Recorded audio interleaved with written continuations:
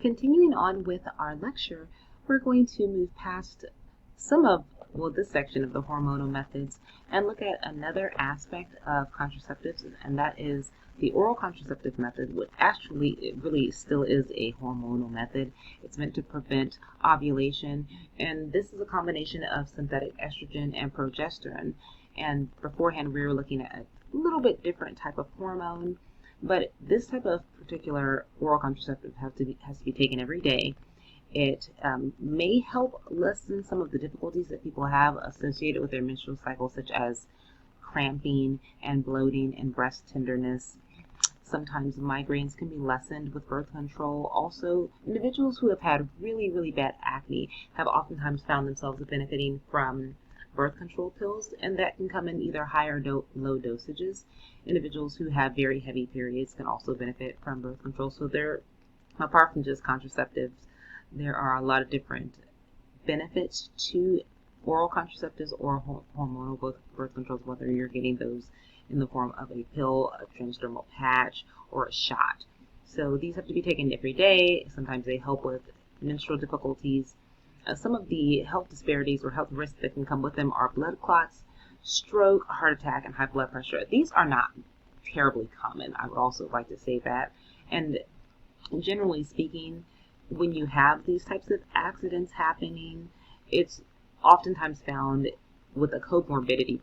So if you already had high blood pressure, this could actually increase the risk of a heart attack or a stroke. If you already were susceptible to blood clots, or you already have an issue with your blood clotting poorly, or if you already had an issue with migraines or any other comorbid factor, then sometimes it can be escalated when you take oral contraceptives. But because there are a lot of different dosages, most of the time these problems can be heavily mitigated. And generally speaking, there is a very high percentage rate for oral contraceptives. It is in the 90s.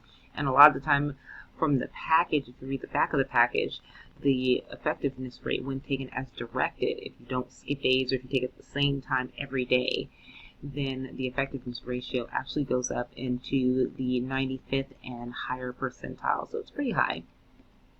There's also the skin patch, and that is basically, if you've seen the patches for people who are trying to quit smoking, it's a patch that goes on the arm. You could put it on the shoulder or someplace else, but it's basically a patch that you can put on and take off. It's one for a week consecutively, and then replace with another patch for the next few weeks. And so this is an easier way for some people who aren't able to remember to take their birth control every day, because it can be, you can forget. And people ask, well, how can you forget if it's something that you should take every day? Well, because people forget. Just like you don't remember to do everything that you're supposed to do on a daily basis. Sometimes people can forget. They can forget to pick up their prescription, and then it just totally goes out of their mind, and 3-4 days later you haven't taken your pill. Also, people may have side effects and skip a day, and then after that it becomes easier to forget because you've broken a habit.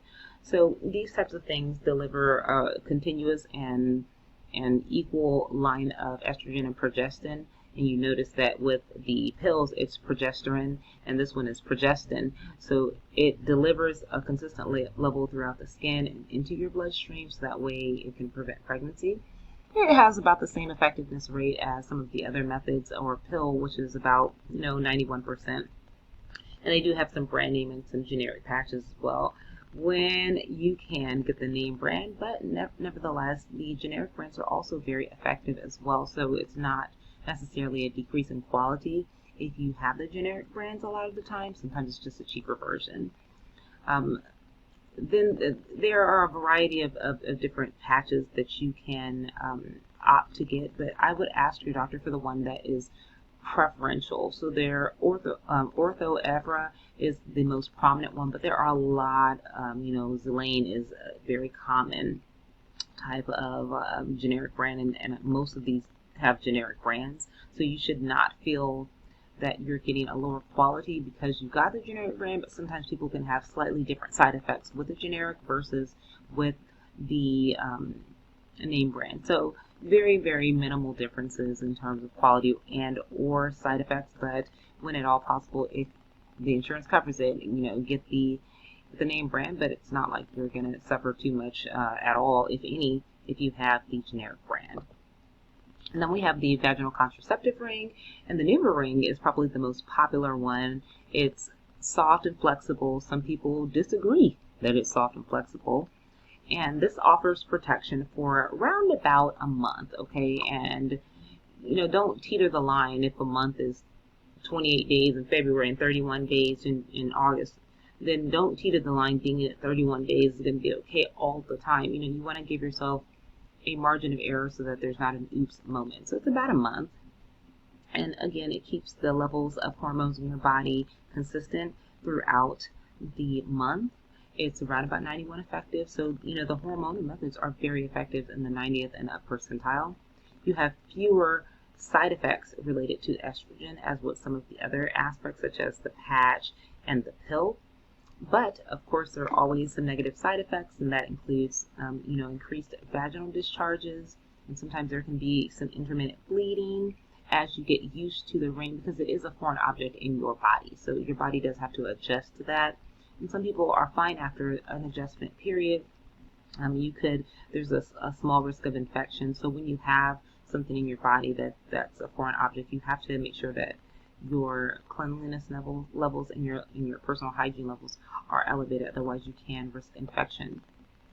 Contraceptive injections are also something, and the depot shot, that's the short name for it. I've known quite a few people that have gotten the depot shot, and they've all gained weight. So the practitioners are going to tell you, you're not going to gain weight. You definitely are going to gain weight.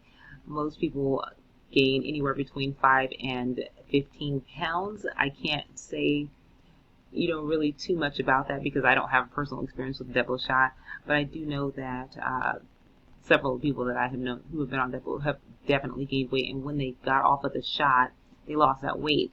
Some of the weight was bloating weight, water weight. Some of it may have just been maybe to increase their appetite. I don't know, but pretty much everybody that I've known who has been on birth control has gained weight. So this is one of the reasons why some women don't want to do it, because they're going to gain weight, and also it's a synthetic hormone that's in your body.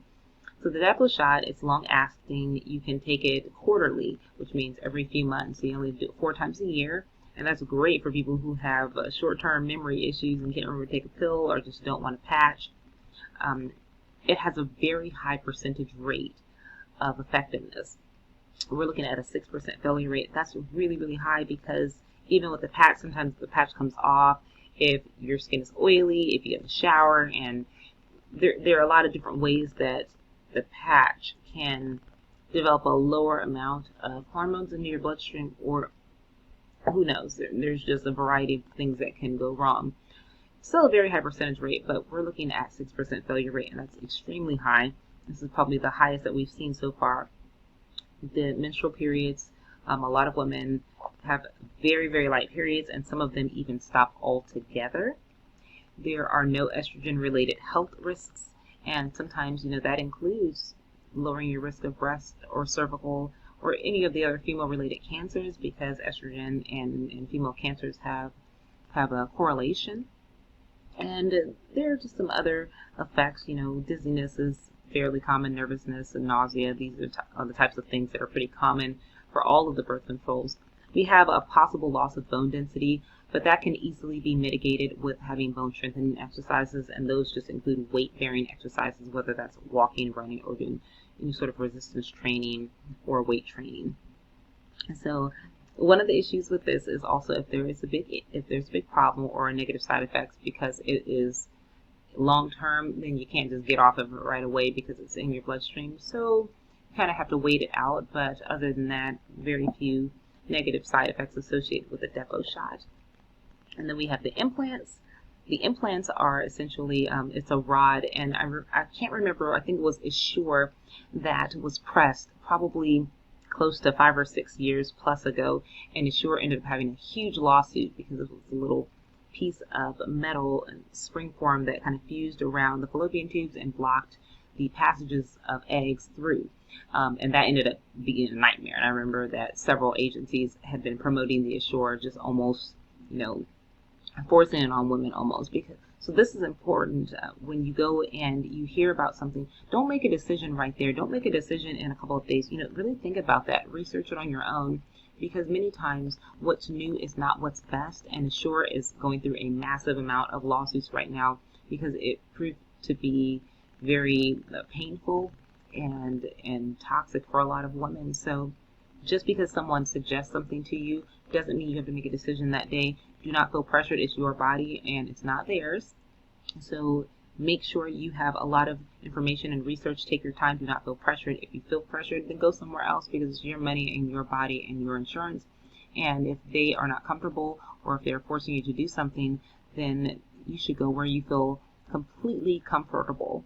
And I'm so glad that when this was pressed on me, I said, I don't want to do this. It doesn't look the most comfortable. I don't want to have something permanent in my body for the rest of my life. I don't care how small it is. And I'm so glad that I told these people no, because now look what happened. As a result, there's a massive lawsuit going on with Assure as it relates to permanent sterilization for women. So there are a variety of different ways that you can implement permanent sterilization.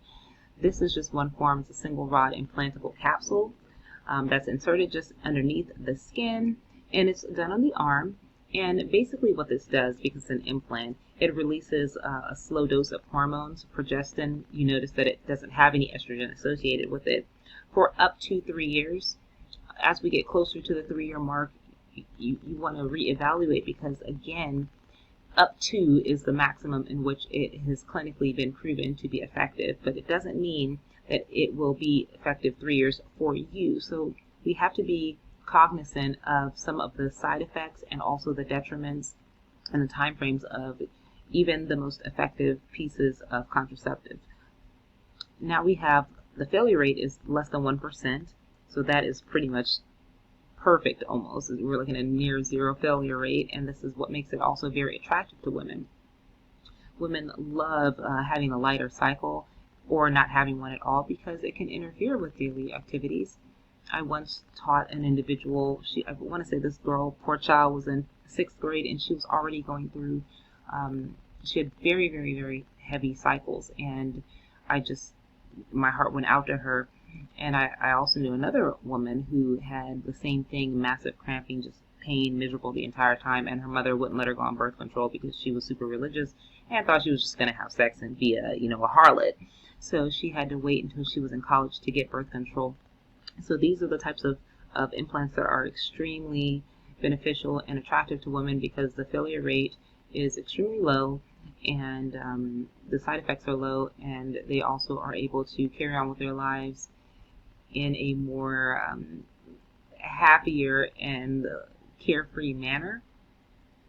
So some of the other benefits are it's safe to use if you are currently nursing. So sometimes after you have a baby, you spitting out eggs real quick sometimes, and you're very fertile after you have a child. So breastfeeding women also want to be protected, and this is safe for them. The last thing though, there's always a downer. It's expensive, and it has to be inserted by a clinician. So unlike some of the things such as the patch, which you can kind of self-administer a lot of the time, just put it on. You have to have a prescription, or a shot. You just go in and you're done for. But this one is just a bit more expensive, and that varies based on the type of insurance that you have. So there's no telling how much one insurance company is going to charge versus the other. Also looking at intrauterine contraceptives, we look at the IUDs, and I have heard horror stories about these. I have not had personal experience with them, but some women say they love them, some women say they hate them.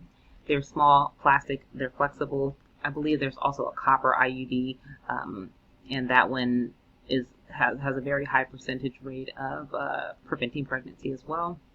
And they can be placed in the uterus from, I think the average time is about 5 years, but 3 to 12 years. I don't know of one that is 12 years, but apparently there are those that go up to, a decade plus. You probably want to get that checked out, because anything that's left that long, the effectiveness, rate can go down. But I would look more closely at the ones that have the highest rate of success and the lowest number of side effects for you.